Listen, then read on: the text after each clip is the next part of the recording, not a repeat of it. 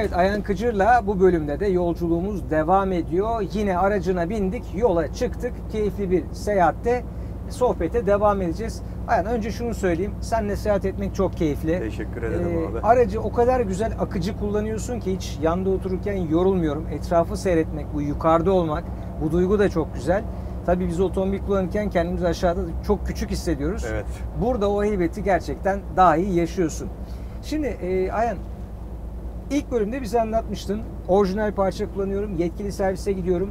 Peki bakın, size bir özel paket sunuluyor. Bunlar da bir takım beraberinde avantajları getiriyor. Bunu biliyor musun ve bunu kullanıyor musun? Abi şimdi şöyle bir şey var. 3 tane Scania marka aracım var ve de üçüne de alıyorum. Çok da memnunum. Neden memnunsun diye soracak olursan abi, bakım anlaşmasını aldım. Fiyat yükseldi. Şu kadar da bu kadar oldu. Fiyat arttı. Beni kapsamıyor. Kafam rahat. Hı-hı. Servis bakımımı almışım. Önümdeki seneye kadar önüm açık ve fiyat bakım anlaşması aldığın için fiyatlarda çok güzel indirimler de yapıyorlar. Ona göre avantaj sağlıyorlar. Yani alırken indirimli alıyorsun. Evet. Fiyat sabitleme garantisiyle alıyorsun o paketi. Bir daha ekstra fiyatlar artsa da vermiyorsun. Evet. Bu gayet güzel. Tabii sizin işlerde maliyetler çok önemli. Evet, dolayısıyla önemli bunları hesaplamak ve siz kilometreleri çok çabuk tüketiyorsunuz aslında. Yakıt maliyetleri de çok önemli.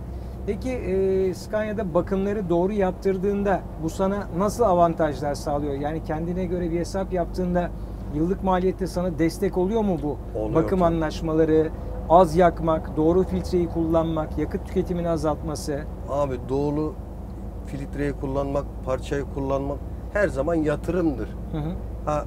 Zamandan tasarrufun oluyor. Araban arıza vermeden bir işleyiş içerisinde sürekli çalışmak zorundasın. Hı-hı. Bizim işimiz hareket gerektiren bir iş. Hı-hı. Hani sürekli bugün buradasın, yarın başka bir yerdesin.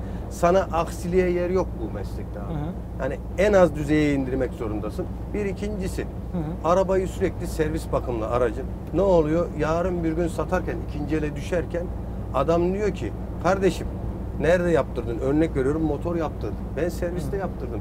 Faturası var mı? Var. Gidiyorsun, yetkili servis dedikleri zaman insanların bakış açısı biraz daha farklı oluyor abi. Bu servise verdiğin parayı kat kat misli alıyorsun arabayı satarken. Peki fazlasıyla. İkinci el araç aldın mı? Hiç Scania aldın mı? Tabii ki aldım abi. Peki neden ikinci elde Scania'yı tercih ettin? Ve abi, neden böyle bir tercih yaptın? Sonucu ne oldu? Ben neden Scania aracını tercih ediyorum? Ben bugün bu aracı alırken satmanın hesabını yapıyorum Murat abi. Hı hı. Hani ben bunu aldım ama 2 ay sonra, 3 ay sonra durumum daha iyi olabilir veya daha da kötü olabilir abi. Hı hı. Ne olacağı belli olmaz. Yola çıkıyorsun, çalışıyorsun, işlerin ters gidebilir, senedini sepetini ödeyemezsin. Bu araç bana zarar vermesin. Ben bugün bunu örnek veriyorum, 5 liraya aldıysam yarın 10 lira olacağının garantisi var. Başka markada ben buna güvenemiyorum abi. Sıfır alırken de aynı, ikinci el alırken de aynı. İkinci el aldım ben, 2 sene oldu, 2 sene sonra üstüne gene koydu aracı. Bugün bakıyorum gene koyuyor. Zarar ettirmiyor bana. Aracında ikinci elden aldığında temizse, bakımlıysa, yani orijinal güzelse, bakımlıysa, güvenilir hale geliyor. Güvenliyse tabii ki alırım. Bu her marka araç için geçerlidir ama benim tercihim Scania olduğu için gösteririm abi, galeriden alırım, servise gösteririm. Sen bu yağ bakımlarını serviste yaptığın zaman servis diyor ki ben senin arkandayım. Değiştirdiğim bütün parçaların garantisi var. Ve diyor ki abi ben bu aracı sana sattım.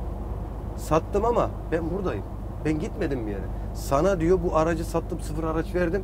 Ya benim muhatabım kim diye sağa sola bakma, ben buradayım diyor. Gel diyor. Gel, istediğin şekilde istenilen şey yapılsın. Sıkıntı bizdeyse, eğer kullanıcı hatasıysa ellerinden geleni yapıyorlar. Eğer tamamen ustaların hatasıysa, ben daha bu zamana kadar kolay usta hatası görmedim abi. Çünkü bu adamların hepsi denetleniyor abi. Dışarıdan üstten tutma adam. Hadi tamam sen ustasın, gel buraya bin. Bunun motorunu indir, bunun yağını değiştir. Yok abi. Dışarıya gidiyor. Geçiyor. Tabii ki abicim. Evet. Eğitimden geçiyor. Bir şeyi biri yaptı mı? Örnek veriyorum abi, en basiti farını değiştirdim ya aracın. Aracın far patladı, farını değiştim. Biri değiştiriyor, diğeri de gelip kontrol ediyor abi. Kontrol ediyor. Bu. Servis peki, budur abi. Servis dedin. Servise gittiğinde ne yaparsın? O güzel bekleme odaları var. Size çay kahve ikramları var. Orada oturur musun? Yoksa böyle aracın başından ayrılmadan saatlerce ne yapıldığını izler misin? Abi bunlar bize babadan aşı gelmiş bir şeyler. Ben yerimde duramam. Gideceğim hani sanki 40 yıllık usta gibi böyle başına seyrederim, dikelerim, bakarım. Sorsam bir şeyden anlıyor mu diye anlamam. Ama hava filtresini sökerler bakarım. Vururum yere. Bakayım ne kadar toz çıkıyor. Acaba arabam ne kadar çalıştı? Ne şartlarda çalıştı? Kendim gözümle görmem lazım. Ama abi. öğreniyorsun bu arada. Yani bu bir Tabii öğrenme ki abi süreci öğreniyorum. aslında. Bazen bu hareketlerime gülerler benim. Ya Ayhan bize güvenmiyor musun? Ya hayır abi estağfurullah. Tabii ki güveniyorum. Oradaki arkadaşlarımız çok samimidir. Aile gibiyizdir abi. Hani yetkili servisteki çalışan arkadaşlar çok iyi niyetli. Samimi işlerinden geldikleri gibi davranıyorlar abi. Araçlarına özen göstererekten. Yani bu araç benim aracım gibi davranıyor abi adam. Ya mesai bitti ben kalkayım evime gideyim. Yok. Bunun diyor yarın benim bunun hesabını vermem lazım. Müdür gelip ya falanca arkadaş bizden şikayetçi. Neden şikayetçi? Ve özellikle müdür de bunu bana ne dedi biliyor musun Murat abi? Ya diyor şikayetçi olduğunuz yerlerde gelin bize özellikle bildirin diyor. Var mı? İstek ve Var mı? Hemen sorayım. herhangi bir şikayetim yok abi. Yok, 10 üzerinden Scania'dan 10 şikayet derim. yok diyorsun. Yok Gayet abicim güzel. kesinlikle yok abi. Evet sevgili seyirciler, gördüğünüz gibi aynen servisteki gibi, servisteki çalışan arkadaşlar gibi samimi, sıcak anlatımıyla bizlere Scania'yı, Scania dünyasını ve Scania'da yaşadıklarını anlattı ama bunlar tabii ki buraya sığacak kadar kısa şeyler değil. Bir sürü şey var. Araçla ilgili bir sürü özellik var.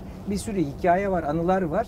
Onları biz konuşsak sabaha kadar rahat rahat konuşabiliriz Ayhan'la. Sohbetimize bir sonraki bölümde devam edelim.